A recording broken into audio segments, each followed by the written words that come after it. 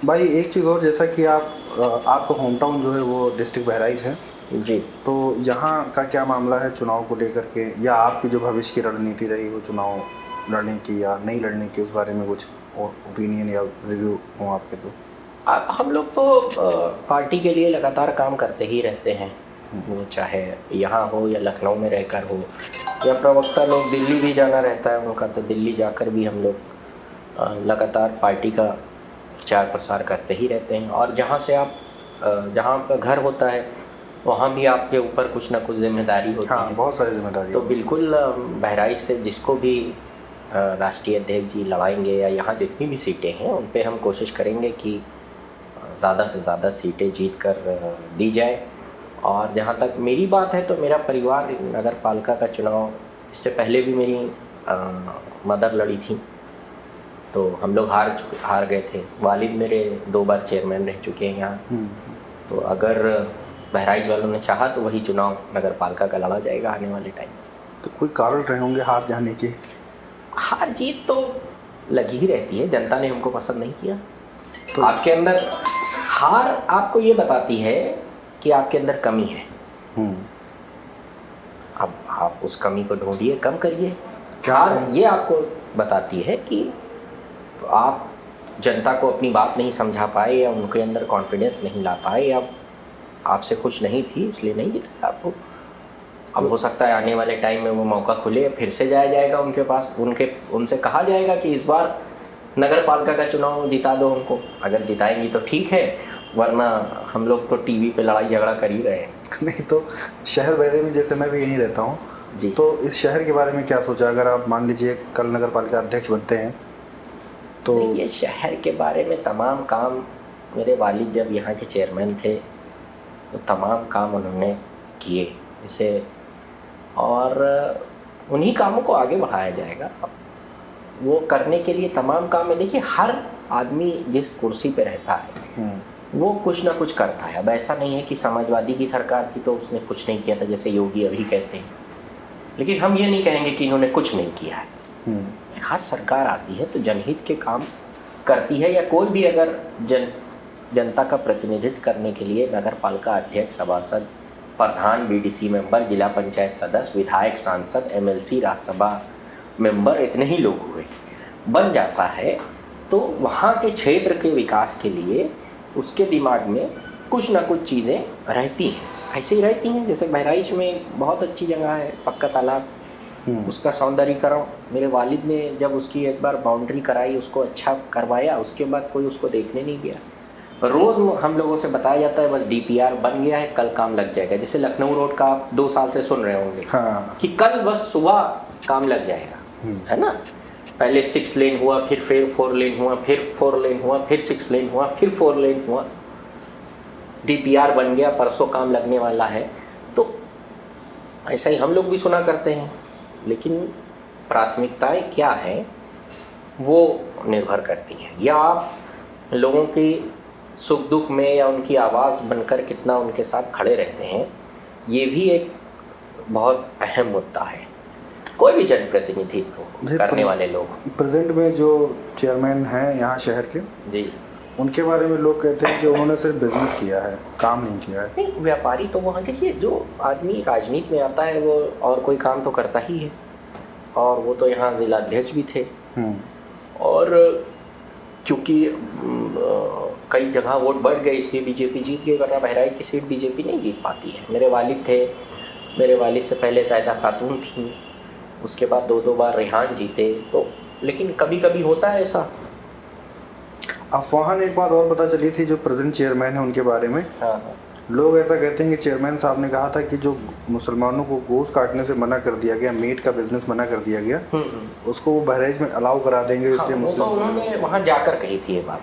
कहाँ पे? बीजेपी जिला अध्यक्ष जो यहाँ का चांदपुरे में बूचड़ खाना है, हाँ, यहाँ के बीजेपी जिला अध्यक्ष वहाँ गए, हाँ, जो कि अभी चेयरमैन हैं, वो उस वक्त जिला अध्यक्ष थे, और उन्होंने कहा कि यहाँ सब हम आपका सब काम चालू करा देंगे, भ्रमित करने के लिए वोटर्स को।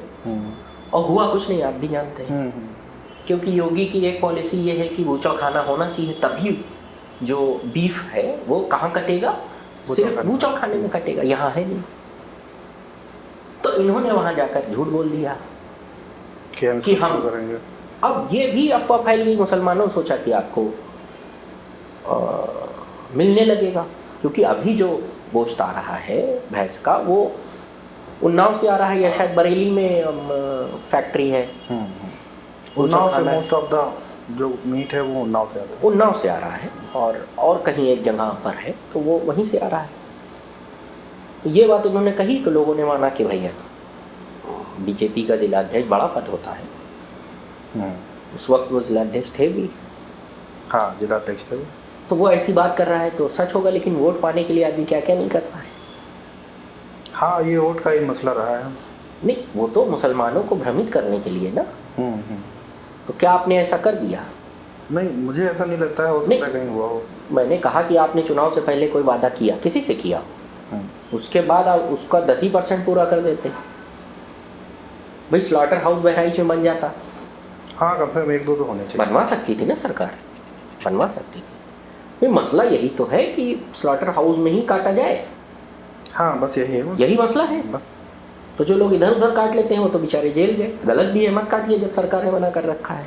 गाइडलाइन से उनको प्रतिबंधित जानवर नहीं, मैं गाय की बात नहीं कर रहा, भैंस की बात कर रहा हूँ। तो भैंस को भी आप कहीं पर भी नहीं काट सकते, वो स्लॉटर हाउस में ही कटेगा। और आप वादा करके आए कि हम स्लॉटर हाउस बनवा देंगे यहाँ पर। ये छोटा सा स्लॉटर हाउस बहुत पहले मेरे वालिद के टाइम का था चांदपुरे में, वो भी ख़त्म कर दिया गया। अच्छा, उसे भी बंद करा दिया गया। हाँ, नहीं तो कहाँ बनवाया, उसके बाद तो उसकी बात भी नहीं होती है ना। अगर इनको करना होता तो वहाँ जाते कि नहीं जाते। कितने लोग इसी चक्कर में जेलों में बंद रहे हैं, कितने लोग। ये तो आए दिन का केस है, तो हमेशा ही होता तो ये तो हमेशा ही होता रहता है। तो इसलिए चुनाव जीतने के लिए, वोट पाने के लिए ये कुछ भी कर लें, लेकिन जो जनता के कोर इशू हैं, उनकी कोर प्रॉब्लम है, जो डेवलपमेंट की बात है नगर पालिका क्षेत्र में, उसमें विफल रहे हैं। आपका विज़न क्या है? मैंने बताया ना कि तमाम डेवलपमेंट की चीज़ें हैं। सबसे पहली बात तो किसी भी पद पे पहुंचने के बाद आपको अमन और शांति के लिए भी काम करना पड़ता है। और बीजेपी वाले एंटी अमन और शांति रहते हैं। पहली बात ये है, सबसे बड़ी बात ये है। और सफाई व्यवस्था हुई, सौंदर्यीकरण हुई, ऐसा नहीं है कि बिल्कुल काम नहीं किया, ये भी मैं कह रहा हूँ, किया है। तमाम रोड बनने वाली नहीं थी, जो वो रोड जो मेरे वालिद के टाइम पे बनी थी उसके बाद बनी ही नहीं। ये वाला जो रेहान साहब का 10 साल था, ये तो बिल्कुल ही वेस्ट था लगभग। मगर वो सारी रोडें इस बार, क्योंकि सत्ता का चेयरमैन है, ये भी एक फ़र्क पड़ता है। देखिए, हाँ, सत्ता बीजेपी की है, तो जो फंड्स हैं उसमें अरेंज करने में ऐसा नहीं है, जो सत्ता का नहीं होता है वो नहीं कर सकता, वो भी कर सकता है। लेकिन जो होता है वो आसानी से कर लेता है। हाँ, वो थोड़ा सा, तो इसलिए सड़कें वगैरह बनी हैं, ऐसी बात नहीं है। उसकी कई जगह कहा मैंने कि ये काम ठीक है, अच्छा हुआ है, कह सकते हैं, ऐसा नहीं है। लेकिन जो कमियां रह गई हैं उनको भी पूरा करना है। तो आने वाले टाइम में जो जनता मौका देगी, जैसे वालिद साहब को दिया था, हम लोग भी करेंगे, 2-4 ईंटें कहीं लगवा देंगे। बाकी वोट पाने के लिए लोगों के दिल में उतरना जरूरी है। तो वो लोग आपको हिंदुस्तान में पसंद करने लगेंगे तो वोट भी दे देंगे। हिंदुस्तान का जो वोटर है थोड़ा इमोशनल मिजाज का है। हाँ, वो उसको आपको वो सबसे पहले आपके किरदार को वो पसंद करे, है ना। तो बहराइच की राजनीति बहुत ज़्यादा ये सब रहती है कि कौन है कौन नहीं है, कौन बाहर का है कौन अंदर का है। हाँ, ये बाहर से याद आया मुझे, बहराइच की राजनीति में पिछले कई दशकों से हमने देखा है कि बाहर के लोग आते हैं। अभी भी इस बार भी बहुत सारे लोगों का प्लान ऐसा कुछ है कि वो बाहर से आएंगे, चुनाव लड़ेंगे और अक्सर जीत भी जाते हैं ऐसे लोग। तो इस पर क्या कहना चाहिए? देखिए, मेरा मानना है, शायद बहुत से लोगों को अच्छा न लगे, हर पार्टी में, बहराइच के ही हर विधानसभा में 5 से 7 लोग आपको मैं गिनवा दूंगा, हर पार्टी में, कांग्रेस में, बीजेपी में, सपा में। अब बीएसपी का इतना अहम रोल तो रहा नहीं, आप भी जानते हैं। हाँ, बीएसपी तो काफ़ी पीछे है। तो जो उस विधानसभा में काफ़ी काम भी करते हैं और प्रतिनिधित्व भी कर सकते हैं लोगों का, अगर उनको मौका दिया जाए। इन परिस्थितियों में किसी दूसरे की क्या ज़रूरत है, मुझे ये नहीं समझ में आता। जाहिर सी बात है। मैं दलगत राजनीति से ऊपर उठ के बात कर रहा हूँ, चाहे वो बीजेपी हो, कांग्रेस हो या हमारी पार्टी हो। मैं आप किसी विधानसभा का नाम लेंगे, अपनी विधानसभा, अपना ज़िला और 2 श्रावस्ती, इतना तो मैं ज़बानी गिना सकता हूँ। और ज़िलों में मतलब इतनी दूर तक जानना, वहाँ लोकल में कौन कौन से दावेदार हैं, कौन कौन लड़ना चाहते हैं, या कौन कौन से लोग उस क्षेत्र में जनता के बीच में जा रहे हैं, उनकी बातों को सुन रहे हैं, उनका काम कर रहे हैं, उनकी मदद कर रहे हैं, सेवा कर रहे हैं। तो पार्टी भी तो जीतने वाले को ही मौका देती है। हाँ, कॉमन सी बात है। तो जाहिर सी बात है कि हम बहराइच के वासी, आपको पता होगा तमाम बाहरी लोग आ चुके हैं, तमाम लोग, बहुत सारे लोग, आप नाम जानते होंगे, कोई गवर्नर बन गया, कोई कमांडो था, कोई, है ना। हाँ, अब मैं उनका नाम नहीं लेना चाहता हूँ, इसलिए मैं ये नहीं कह रहा हूँ उनके अंदर कमी थी, लेकिन प्रतिनिधित्व करने वाले लोग हर पार्टी में, हर ज़िले में 4-4, 5-5 हर विधानसभा में जो लोग मांग रहे हैं कि भैया हमें दे दो, और लोकल के हैं, लोकल के हैं। हाँ, लोकल के हैं। तो इन चीज़ों का समाधान बनाने के लिए मुझे ये चीज़ समझ में नहीं आती है। जैसे आप इस चीज़ को और डीपली अगर समझने की कोशिश करिए तो एक तरीके का अतिक्रमण होता है। जैसे इजराइल का फ़िलिस्तीन पे क्या है, अवैध कब्ज़ा है। तो ऐसे ही अगर कोरिलेट करें आप, तो आप कहीं और जा रहे हैं, इसका मतलब है कि आप अवैध तरीके से घुसना चाह रहे हैं। वहाँ बहुत से लोग पहले थे, पहले से है, लेकिन चूंकि लॉ ऐसा है तो आदमी कहीं से नहीं। अब इसको आप कंपेयर करिए, विधानसभा है, वहाँ पहले से कई लोग लड़ना चाहते हैं, लोकल के हैं, हर पार्टी में हैं, वो लोग खुद ही परेशान है कि भाई हमारा नंबर आ जाए, हमारा नंबर आ जाए। तो ऐसे लोगों के लिए मेरा ये है कि उनको एक तरीके का वो अतिक्रमण है, अवैध कब्जा है, और इसको राजनीतिक अतिक्रमण कहता हूँ। तो राजनीतिक अतिक्रमण और राजनीतिक रूप से लावारिस नहीं होना चाहिए। राजनीतिक रूप से लावारिस कौन है? जिसका अपना कार्यक्षेत्र नहीं है। भाई आपका अपनी कर्म भूमि होनी चाहिए। जैसे मेरी कर्म भूमि क्या है? बहराइच। मैंने, आपने पूछा आप क्या लड़ेंगे, क्या करेंगे, तो मैंने कहा कि मैं देखता हूँ नगर पालिका का हो पाएगा तो लड़ेंगे। तो ऐसे ही हर आदमी का एक कर्म भूमि होती है। हाँ, जहाँ वो काम करता है, जहाँ वो काम करता है, जहाँ वो बहुत सालों से लोगों से मिलता जुलता है, उसके सालों के संबंध होते हैं, तब वो उस स्थिति में आता है कि उसको कैंडिडेट काउंट किया जाता है कि अब वो लड़ सकता है। हाँ, लड़ सकता है। ठीक। तो ये क्या है? ये वो उसकी राजनीतिक पृष्ठभूमि है। अब जिसकी नहीं है वो राजनीतिक लावारिस हुआ मेरे हिसाब से। तो वो दूसरे के ढूंढता है कि हम इधर घुस जाएं, उधर घुस जाएं, उनके में चले जाएं, यहाँ लड़ जाएं, वहाँ लड़ जाएं। इसलिए आपकी जन्मभूमि, कर्मभूमि कहीं ना कहीं होती है। तो हर राजनीतिक पार्टियों में, लेकिन इसमें कुछ अपवाद भी है। मेरे ये कहने के बाद हो सकता है इस पे राजनीतिक चर्चाएं ये शुरू हो जाए कि बहुत से नेता इधर उधर गए चुनाव लड़ने, लेकिन वो अपवाद होते हैं, वो बड़े नेता होते हैं। जैसे उदाहरण के तौर पर मैं बता सकता हूँ, मुरली मनोहर जोशी कभी बनारस लड़े, कभी इलाहाबाद लड़े, कभी कानपुर लड़े, बड़े नेता हैं। नरेंद्र मोदी गुजरात लड़े, फिर कहाँ लड़ गए? बनारस लड़ गए। तो जो अटल बिहारी वाजपेयी थे, कभी मध्य प्रदेश लड़े, कभी बलरामपुर लड़े, कभी लखनऊ लड़े। तो वो अपवाद होता है। अपवाद वो हैं जो बड़े नेता हैं, अखिलेश साहब हैं, मुलायम सिंह यादव साहब थे, तो वो उनकी एक राष्ट्रीय छवि होती है, वो कहीं से भी लड़ सकते हैं। और वो जब जिस क्षेत्र में जाते हैं तो वहाँ के लोग खुद ही कहते हैं कि हाँ, अगर वो लड़ेंगे तो हमारे क्षेत्र को ज़्यादा प्रतिनिधित्व मिल जाएगा हमारे क्षेत्र का। लेकिन उनके बाद हर क्षेत्र में लोकल लीडरशिप में अच्छे नेता हैं जो अपने क्षेत्र का प्रतिनिधित्व कर सकते हैं। इसलिए राजनीतिक घुसपैठ नहीं होनी चाहिए।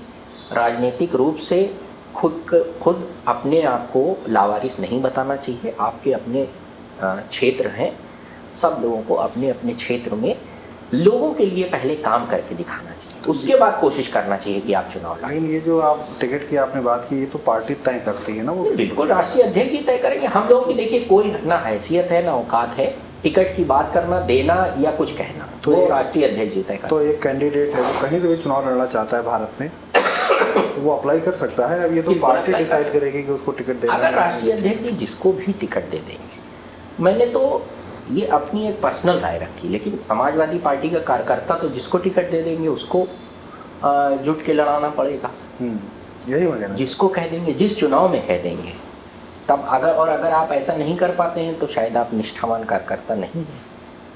और अगर आप निष्ठावान कार्यकर्ता हैं तो आपको ऐसा करना होगा, लेकिन एक मॉरल वैल्यू भी होती है। वो मॉरल वैल्यू आपको भी ये सिखाती है, मैं फिर उस बात पे स्ट्रेस डाल रहा हूँ कि संबंध किसी एक क्षेत्र में, आप एक छोटा सा प्रधानी का या बीडीसी सबसे छोटा चुनाव होता है, वो उसके लिए कोशिश करिए। सालों तक आदमी तैयारी करता है, सालों तक उसके संबंध होते हैं, पुश्तैनी संबंध होते हैं, आदमी सुख दुख में खड़ा होता है ना, तब वो जाकर उस स्थिति जन सेवा करता है, तब वो जाकर कहीं किसी का प्रतिनिधित्व कर पाता है किसी क्षेत्र का।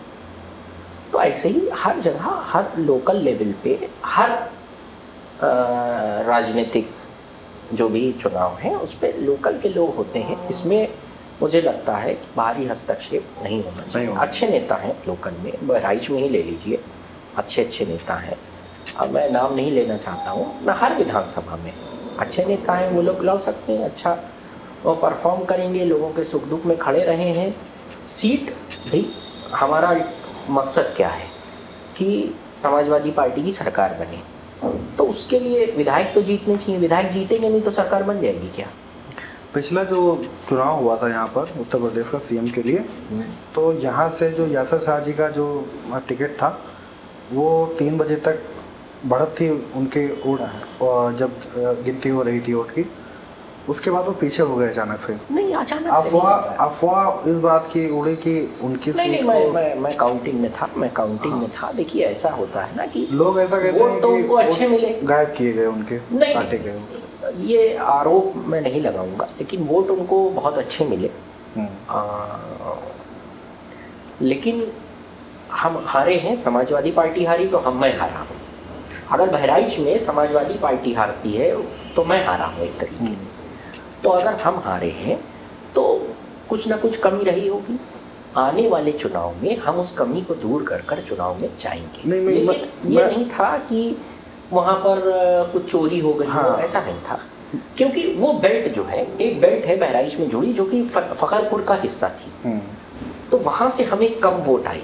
अब बात समझिए, जो ये बूथ जो खुलते हैं, जैसे जैसे पोलिंग बूथ होते हैं तो वो सेक्टर वाइज खुलते हैं।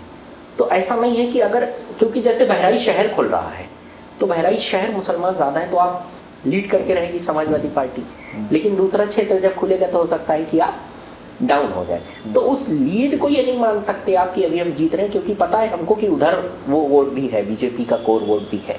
तो जब वो सब खुलता है तो वो एक बैलेंस होता है। तो वो वहाँ पर हम लोगों को भी अंदाज़ा था कि उधर से कम वोट आएंगे, लेकिन इस बार बहराइच की सीट हम लोग जीतेंगे अच्छे मार्जिन से। कुछ लोगों ने यहाँ तक कहा कि मटेरा विधानसभा और बहराइच, इन दो में से एक सीट का तय हुआ था, कोई सी भी ले। ऐसा नहीं होता है, कोई भी पार्टी सीट छोड़ने के लिए कुछ नहीं कहती है कि दोनों में से एक ले लो। आपके एजेंट होते हैं, पोलिंग एजेंट होते हैं, वहाँ पर बाकायदा पार्टी के लोग होते हैं। जब ऐसा लोग कहते हैं कि बीजेपी और इन 2 सीटों में ये बात हुई कि जो यासर शाह जी जो 2 सीट हैं उनकी, यहाँ बहराइच से जो लड़ते हैं वो, और मटेरा विधानसभा से जहाँ से उनकी पत्नी बीवी उनकी लड़ती हैं, उन 2 में से एक ले लिया। नहीं, लेने की बात नहीं होती। देखिए, जीत तो हम जीत जाएंगे तो हम दोनों लेंगे। अब मान लीजिए समाजवादी पार्टी 403 विधानसभा है, 403 पे लड़ती है, तो क्या चुनाव आयोग ये कह सकता है कि ऐसा करो 100 ले लो? ये नहीं, चुनाव आयोग की बात नहीं है। जैसे लोकसभा चुनाव में कुछ सीटों पे बेईमानी की, सपा जैसे ये कहती है, समाजवादी पार्टी जैसे कहती है कि ईवीएम से जब भी चुनाव होते हैं तो उसमें गड़बड़ी हो जाती है। ईवीएम भी है और तो उसमें लोकल प्रशासन भी। इसीलिए ये कहा गया, लोगों में अफवाह ये फैली कि बीजेपी ने समाजवादी पार्टी से कहा कि चूंकि बहराइच में 2 सीटें जो कंफर्म रहती हैं हमेशा आपकी, उन 2 सीटों में एक सीट आप जो बताइए उसमें अफवाह है एकदम। चुनाव मैं मौजूद था वहाँ, ऐसी कोई बात नहीं है। अच्छा, देखिए, सिर्फ समाजवादी पार्टी एक गंभीर पार्टी है। हमारा ये आज नहीं मकसद है कि कहीं भी कुछ भी आरोप लगा दिया जाए। समाजवादी पार्टी का ये आरोप है कि लोकसभा चुनाव में कई सीटों पे बेईमानी की गई। हमारे 37 विधायक से ज़्यादा सांसद से ज़्यादा सांसद जीत रहे हैं। 5-6 पे तो खुली बेईमानी की गई। लेकिन ये जो आप बता रहे हैं कि 2 में से 1 ले लीजिए, ऐसा कुछ होता नहीं है, और ना ऐसा कोई ऑफर था, ना ऐसी कोई बात थी। ये पूरी जिम्मेदारी से मैं कह रहा हूँ। और वो चुनाव हम हारे, उसमें जब भी आप हारते हैं तो और फैक्टर्स हैं, जैसे हम ये कहते हैं कि बेईमानी होती है, वो सब को हटाकर अगर स्टैंडर्ड माना जाए कि नहीं हुई बेईमानी, तो भी हम तुरंत इस समीक्षा में चले जाते हैं कि हार की वजह क्या रही होगी। हार की वजह क्या रही होगी? तो समाजवादी पार्टी ने पिछली बार अपनी हार की समीक्षा की है, और इस बार जो राष्ट्रीय नेतृत्व है उस तरफ से भी बहुत कोशिश की जा रही है कि एक पॉजिटिव माहौल तैयार किया जाए। 2 फैक्टर्स होते हैं जो जनता के दिमाग पे काम करते हैं। एक तो नेशनल लेवल से जो राष्ट्रीय अध्यक्ष जी बातें कहते हैं, जो अपनी रैलियों में बोलते हैं, या जो वो करते हैं, या जो लोकसभा में जनता का आवाज़ उठाते हैं, या विधानसभा में उठाते हैं, या और नेता, और एक जो लोकल के आपके ताने बाने हैं। तो ये दोनों चीज़ों पे समाजवादी पार्टी इस बार काम कर रही है, और टिकट बंटवारा भी उम्मीद है जल्दी डिक्लेयर कर दिया जाएगा। तो हम इस बार बहराइच से अच्छा परफॉर्म करेंगे, और यूपी में सरकार भी बनेगी समाजवादी पार्टी। एक चीज़ और है ईवीएम को ही लेकर के, ऐसा लोग कहते हैं कि अगर सपा को इस बात से प्रॉब्लम है कि ईवीएम से चुनाव नहीं होना चाहिए, तो वो चुनाव लड़ती है क्यों? बहिष्कार कर ले अपना, या उनके साथ जो लोग कहते हैं कि ईवीएम गड़बड़ करती है। अखिलेश यादव साहब ने लोकसभा में कहा कि यूपी में लोकसभा की 80 सीटें हैं, हम अगर 80 के 80 जीत जाते, हम जीते 37, तब भी हम कहते कि ईवीएम गड़बड़ में दिक्कत है। अच्छा, ईवीएम में की कमियों की आवाज़ सबसे पहले JVL Narasimha, Rajya Sabha MP, Bharatiya Janata party, ठीक, उन्होंने किताब लिखी ईवीएम पर, मैंने नहीं लिखी, समाजवादी पार्टी ने नहीं लिखी, समाजवादी पार्टी के नेता ने नहीं लिखी, मुलायम सिंह यादव जी ने नहीं लिखी, जनेश्वर मिश्र जी ने नहीं लिखी, रामगोपाल यादव ने नहीं लिखी। तो उन्होंने लिखा कि ईवीएम से अगर चुनाव हुआ तो लोकतंत्र बर्बाद हो जाएगा, और उस किताब में, हर किताब में एक प्रस्तावना लिखी जाती है। वो प्रस्तावना लाल कृष्ण आडवाणी ने लिखी। 2008 में सबसे पहला विरोध अगर किसी ने किया ईवीएम का कि लोकतंत्र को खतरा है, किताब का नाम ऐसे ही कुछ था कि लोकतंत्र पे खतरा, पूरी एक बुक लिख डाली, और लाल कृष्ण आडवाणी लीड कर रहे थे उस विरोध को। तो क्या ईवीएम की वो कमियां अब दूर हो गई? तो अगर हमें लग रहा है कि ईवीएम, और बात ईवीएम की नहीं है, बात प्रशासन की है, क्या प्रशासन मिल जाता है? क्या प्रशासन, आपने देखा नहीं है कुदरती में जब चुनाव हो रहा था तो बंदूक लेकर लोगों को भगाया जा रहा था, उसके बाद चुनाव आयोग से जब शिकायत की गई तो झूठ मूठ 5 लोगों को सस्पेंड करना पड़ा ना, 5 पुलिस वालों को। कब सस्पेंड किया गया? 5 पुलिस वालों को नहीं किया गया। इसका मतलब ये है, रामपुर में कैसे चुनाव हुआ, जबरन चुनाव हराया गया, लोगों के घर बिजली वालों को भेज दिया गया ताकि आप घर से निकल कर वोट ना कर सकें। तो ऐसे ये सवाल पूछना कि आप चुनाव क्यों लड़ते हैं, तो ये चीज़ है, हम उनकी कमियों को बताते रहते हैं, अपनी मांग को उठाते रहते हैं। इसका मतलब ये नहीं है कि हम उस जो लोकतंत्र का प्रोसेस है अपने आप को उससे ही बाहर कर लें। तब तो ये माना जाएगा कि आप में ही कोई कमी है, आप में ही कमी है, आप में ही गलती होगी। इसलिए खुद को उस प्रोसेस से बाहर किए बिना हम उसका विरोध कर रहे हैं।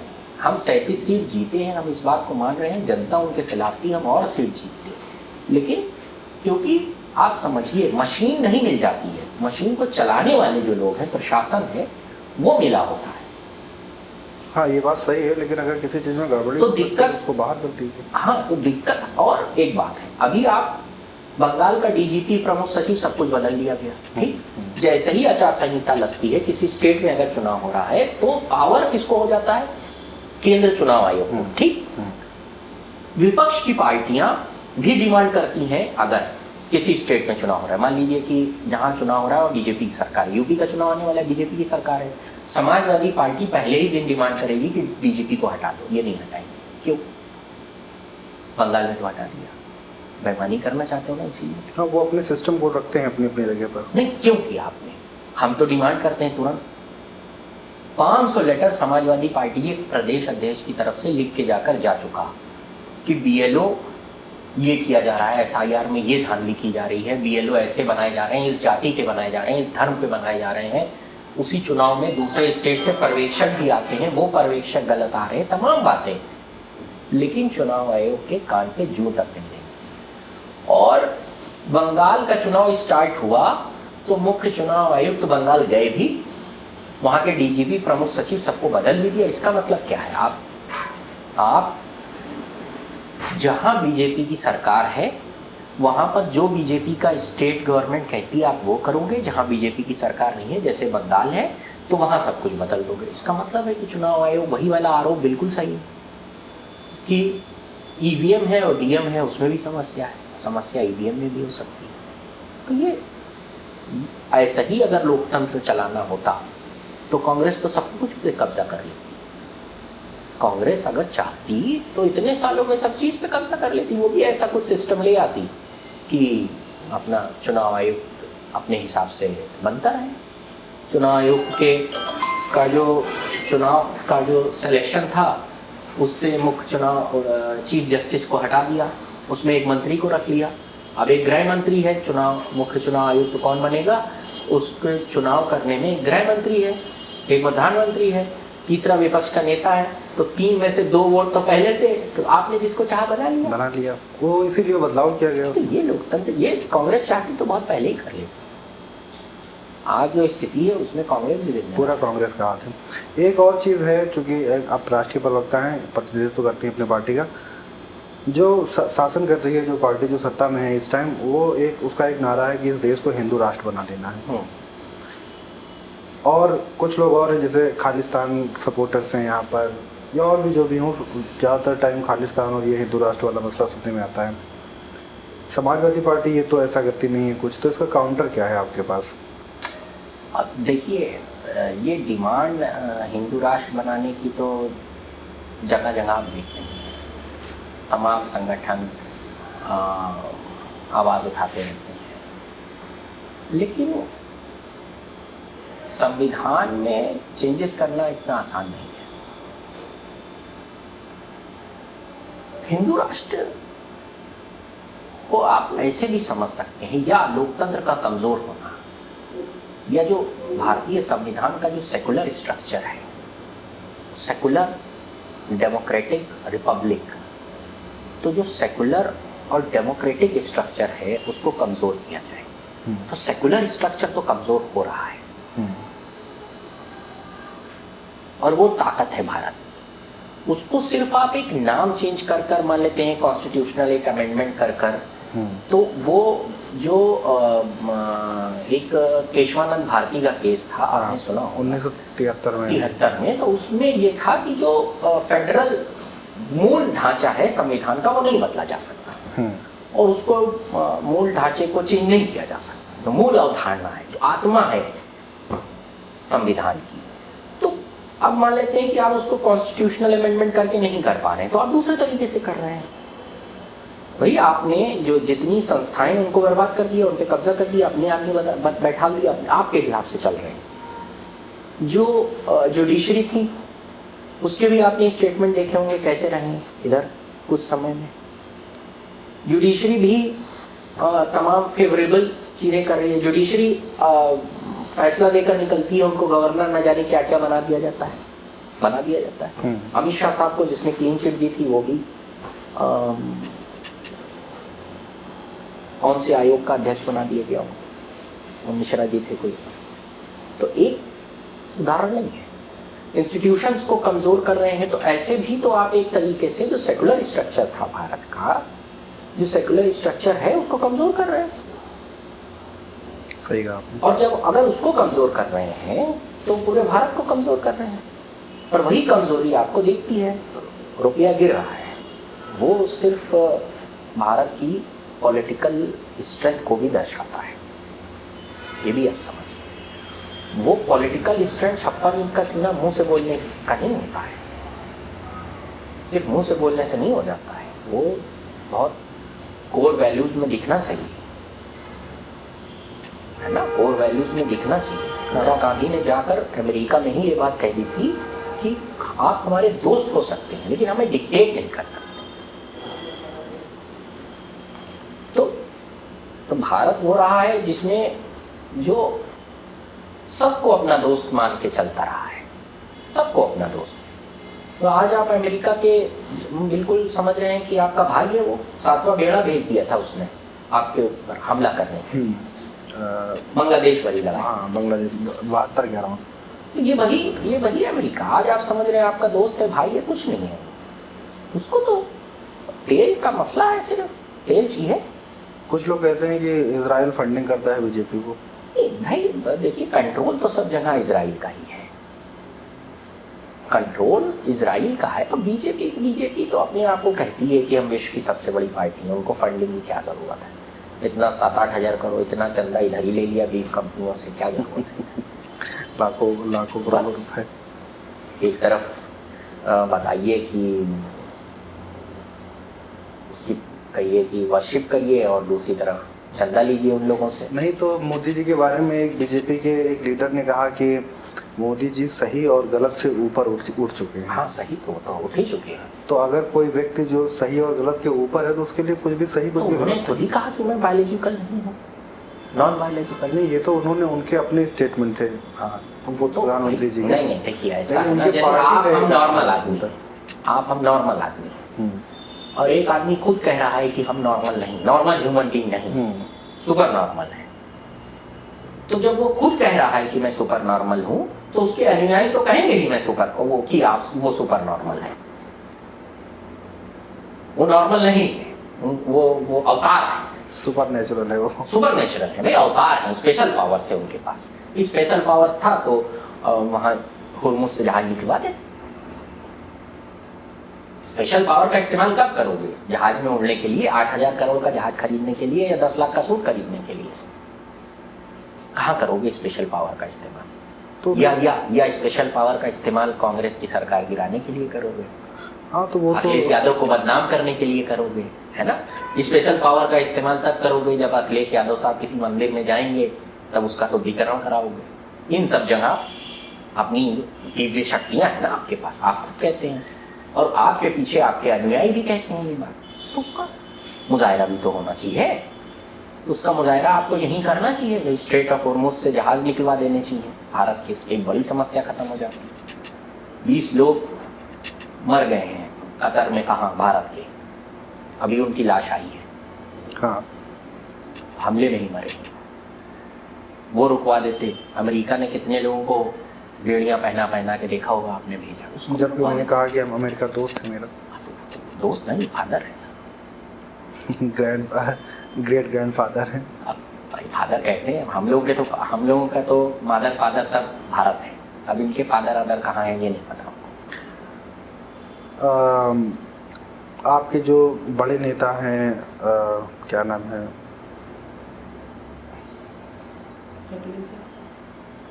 नहीं भाई, मुस्लिम नेता जो आजम खान। हाँ, इसको मैं दोबारा बोल रहा हूँ, कट कर दूंगा, नाम ही भूल गया था। आजम खान साहब के ऊपर क्या रिव्यूज हैं आपके? आजम खान साहब हमारी दिल है, जान है समाजवादी पार्टी। वो तो जेल में है ना। जेल में तो गांधी जी भी बहुत दिन रहे। नहीं, गांधी जी का मसला लोहिया जी आजादी के बाद भी जेल में रहे। गांधी जी लोहिया एक अकेले नेता है जो आजादी के बाद भी जेल गए, देश आजाद हो गया। नहीं तो अखिलेश यादव जी ने इस बारे में क्या किया? कुछ नहीं किया। पार्टी ने देखिए, सुनिए, पार्टी वो आंदोलन अभी बीच में उनकी जमानत जब हुई थी, तो राष्ट्रीय अध्यक्ष जी उनकी जो उनके ऊपर फर्जी उनको पूरे परिवार को मिलाकर 300 मुकदमे किए गए। वो खुद उस चीज़ को देख रहे हैं, लेकिन जो कानूनी लड़ाई है उसको तो कानूनी तौर पे ही लड़ना पड़ेगा। कुछ लोग ये कहते हैं कि बीजेपी ने सपा पार्टी के सामने ये बात रखी कि या तो आप जेल चले जाइए अध्यक्ष जी, या तो आजम खान साहब को जेल जाने दीजिए। तो उन्होंने सौदा कर लिया। नहीं, बिल्कुल गप है। आजम खान साहब वो हैं जिनकी इज्जत पूरी समाजवादी पार्टी। आजम खान साहब कुछ दिनों के लिए जेल से बाहर आए थे, तो उन्होंने एक स्टेटमेंट दिया था। वो स्टेटमेंट इस चीज़ को थोड़ा सा क्लियर कर देता है कि मैनेज हुए थे। उन्होंने कहा था कि चूँकि मैंने मुलायम सिंह जी को ज़बान दी थी तो मैं पूरी उम्र सपा को दे रहा हूँ, लेकिन मैं अपने बेटे की गारंटी नहीं लेता हूँ। बिल्कुल, बेटे की गारंटी वो क्यों लेंगे? तो ये तो एक बात हो गई। नहीं नहीं, देखिए ऐसा यही बात की अखिलेश यादव आजम खान साहब मेरे वालिद के बहुत अच्छे दोस्त रहे हैं। आजम खान साहब को भले कोई तकलीफ हो, लेकिन वो समाजवादी पार्टी नहीं छोड़े। नहीं, आजम खान साहब ने ये बात बोली, लेकिन उन्होंने अपने बेटे के लिए भी तो ये बात बोली, अब्दुल्ला के लिए। ना अब्दुल्ला कहीं जा रहे हैं, ना वो आजम खान। नहीं- समाजवादी देखिए, वो जिस दिन छूट के आए राष्ट्रीय अध्यक्ष भी खुद उनके घर मिलने गए। आपको पता है आजम खान साहब के कहने पर लोगों को एमपी बना दिया गया, एमएलसी बना दिया गया, आप शायद नहीं जानते। और न जाने कितने को क्या क्या बना दिया गया। आजम खान साहब वो हैं जो समाजवादी पार्टी को बनाने वाले हैं। नहीं, राजनीति में उनका किसी भी आने वाले नेता से कोई कंपैरिजन नहीं, उनका कद सबसे ऊपर है और रहेगा। नहीं, ये कहने की बातें हैं, क्योंकि राजनीति में समय के अनुसार दोस्त और दुश्मन बदल जाते हैं। वो अलग की बात तो है। राजनीतिक परिस्थितियां जिस तरीके से इस बीजेपी सरकार ने उनसे बदला लिया है। नहीं, तो आजम खान साहब का एक समय रहा होगा सपा में, नहीं, या भारत की राजनीति या उत्तर प्रदेश की राजनीति में। आजम खान साहब का समय था, है और रहेगा समाजवादी पार्टी में। नहीं, लगता नहीं है ना ये। नहीं, एकदम मैं गारंटी करता हूँ इस बात की। कोई आजम खान साहब के कद में जर्रा बराबर न कमी आई थी, न आई है, और न आने वाले वक्त में आएगी। वो समाजवादी पार्टी का दिल, जान, लीवर, किडनी सब कुछ है।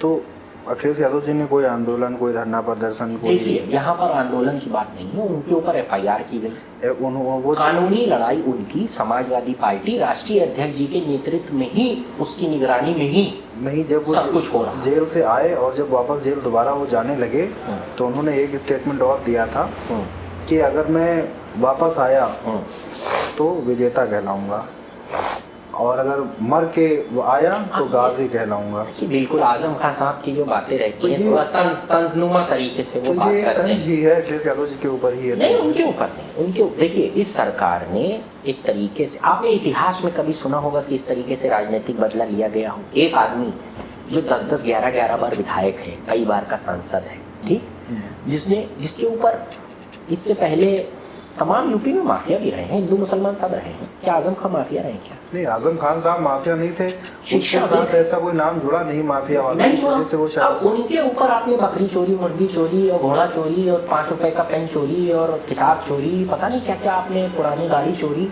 सारे इल्जाम लगा दिए। और गए दुकान में और किसी का बक्सा खोला, उससे 300 रुपए चोरी कर लिए।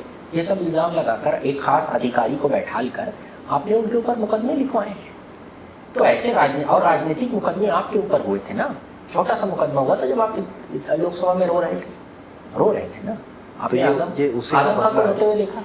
ये उसी का बदला है। आजम खान को रोते हुए देखा? नहीं रोया, वो रोए नहीं, लेकिन 300 मुकदमे, उसी का 300 मुकदमे, और वहाँ बड़ी छोटी सी धारा थी।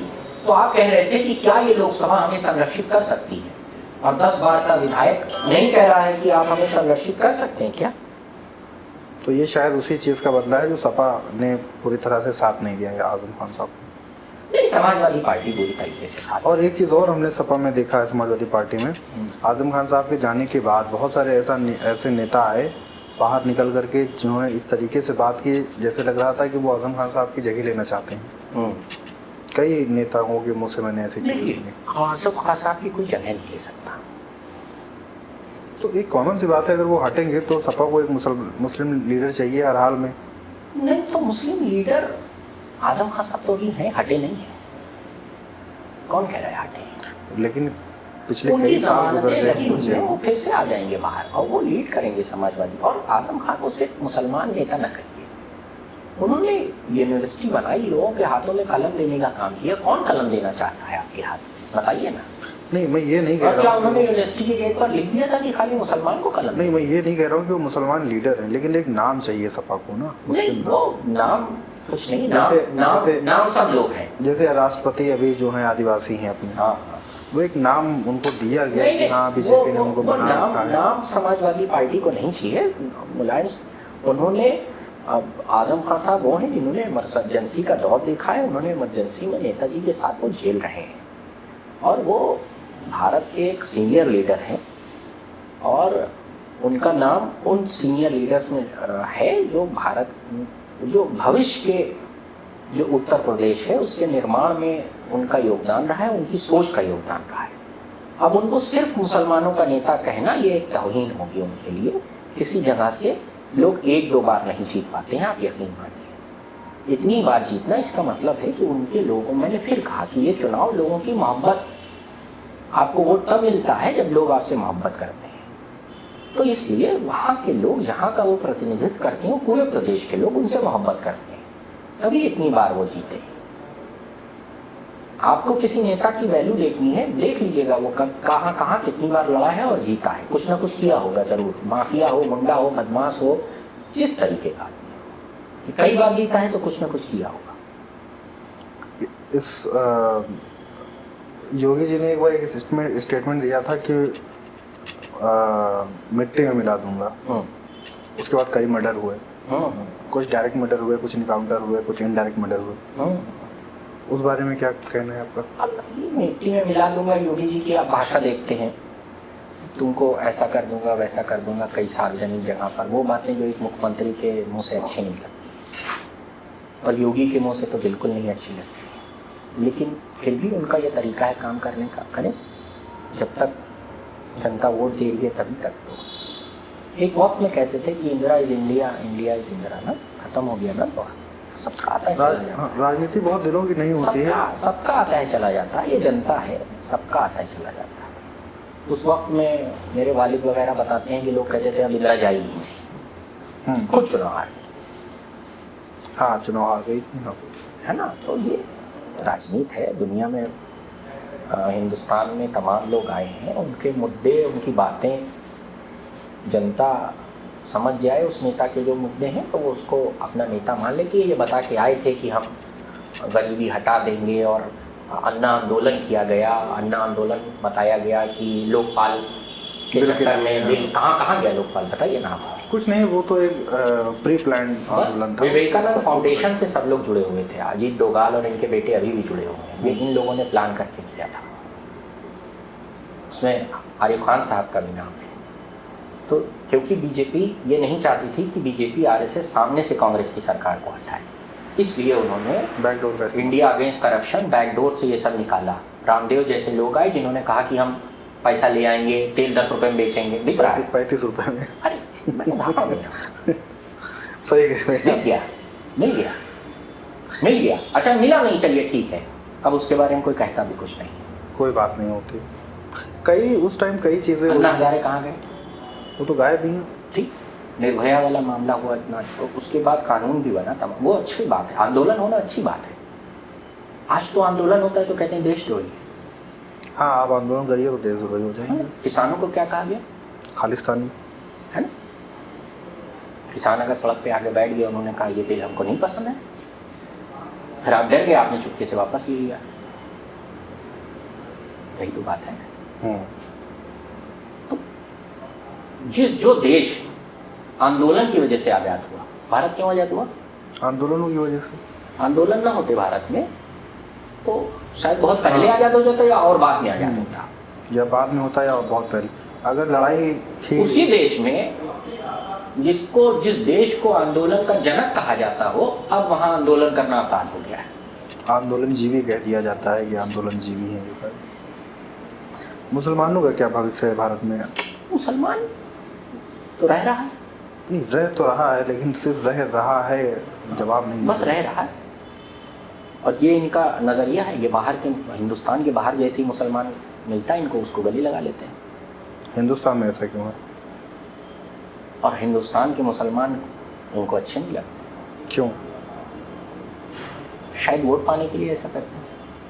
ऐसा करने से, बट बीजेपी तो कहती है ना कि कुछ वोट तुमको मिल ही जाते हैं मुसलमानों को। कुछ वोट तो सबको मिल जाते हैं गलती से। मसला कुछ वोटों का नहीं है, मसला इस बात का है कि भारत का संविधान सबको रहने की, बराबरी की इजाज़त देता है। नहीं तो जो वो लोग तो ये कहते हैं कि हम कॉन्स्टिट्यूशन को मानते ही नहीं, बदल देंगे इसको। तो भाई यही तो मैं कह रहा हूँ। तो फिर कॉन्स्टिट्यूशन की बात ही क्यों हो रही है? कॉन्स्टिट्यूशन की तो बात होती रहेगी। नहीं, विपक्ष कर रहा है ना। लेकिन ये कहा जाए कि कॉन्स्टिट्यूशन है, कॉन्स्टिट्यूशन के अकॉर्डिंग पार्टी काम कर रही है, तो ऐसा है नहीं। कॉन्स्टिट्यूशन तो इन लोगों ने जेब में किनारे कर दिया है। हाँ, यही मैं कहना चाह रहा हूँ। ये आज अपने हिसाब से काम कर रहे हैं, पुलिस थाने अपने हिसाब से चल रहे हैं। एनकाउंटर ही ले लीजिए, एनकाउंटर कोई प्रोसेस नहीं है, झूठ मूठ पहले से बता देना, उसको बंदूक लेना, तुम भागना, थोड़ा सा मार देंगे। बाकायदा इन सब के ऊपर इंक्वायरी हो जाती थी। हाँ, पहले एनकाउंटर होते तो इंक्वायरी भी होती थी। एनकाउंटर का मतलब ये नहीं है आपने किसी को मार दिया, एनकाउंटर का मतलब है एक झड़प हुई है, झड़प हुई, उसमें गोली लगी। बेटा ये बता दो, अभी कर रहे हैं 5 मिनट में, चलो पॉडकास्ट में है। तो एनकाउंटर का मतलब ये नहीं है कि झड़प हुई, एनकाउंटर मतलब मुठभेड़ हुई, उसमें गोली लगी। ये एक मिसकॉन्सेप्ट है, लोग समझे एनकाउंटर वो तो मार ही दिया है ना। लोगों को ऐसा लगता है कि अपने हिसाब से 10-12 हज़ार 8,000 या 9,000 डेटा उस दिन में देख रहा था, इतने आप मुठभेड़ हो चुकी तमाम लोगों को। तो ये कॉन्स्टिट्यूशन, ये नहीं, कॉन्स्टिट्यूशन कहता है कि bring under the umbrella of justice, justice के नीचे लेके आना है उसको। सद्दाम हुसैन को गलत या सही पनिश किया गया, लेकिन जस्टिस के नीचे आया। हाँ। अजमल कसाब से बड़ा तो भारत के लिए कोई होगा नहीं। हाँ, पनिश किया गया, लेकिन एक अगर मुजरिम कल्प्रेट आतंकवादी की बात करें, लेकिन कहाँ आया? जजमेंट के नीचे, जस्टिस के नीचे आया। तो जस्टिस होना चाहिए, और जब जस्टिस हो जाता है तब आदमी कहता है ठीक है, हाँ ठीक है, ठीक है। राम मंदिर का भी तो हुआ, सबने कहा ठीक है। बट जब एनकाउंटर होते हैं तो फिर क्वेश्चन उठते हैं। तो वो यहाँ, और फिर अगर यही जस्टिस है तो पता नहीं कब कहाँ क्या लेकर कोई कह दे कि हाँ ठीक है, कर देते हैं। आज तो आप हैं, आप समझ रहे हैं, आप फुल कंट्रोल अपने किए हुए हैं। कल आप नहीं रहेंगे और यही प्रक्रिया बन गई तो तमाम लोग दाएं बाएं अपना किसी को कुछ भी कर देंगे। तो ये जस्टिस नहीं है, ये नॉर्मल प्रक्रिया नहीं है जस्टिस की।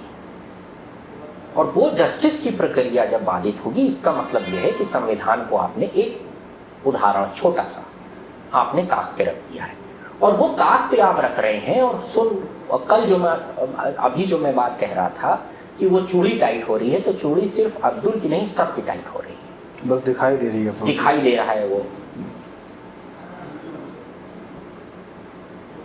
और कुछ कहना चाहेंगे आप? बस रैप अप कर दिया जाए। हाँ, तो ठीक है, बहुत सारी बातें हो गई, अब बाकी बातें किसी और सेशन में करेंगे। आपसे बात करके बहुत अच्छा लगा, बहुत सारी बातें सीखने को मिली। शुक्रिया और धन्यवाद, आप आए अपना कीमती टाइम लेकर। शुक्रिया। दे दो भैया फोन।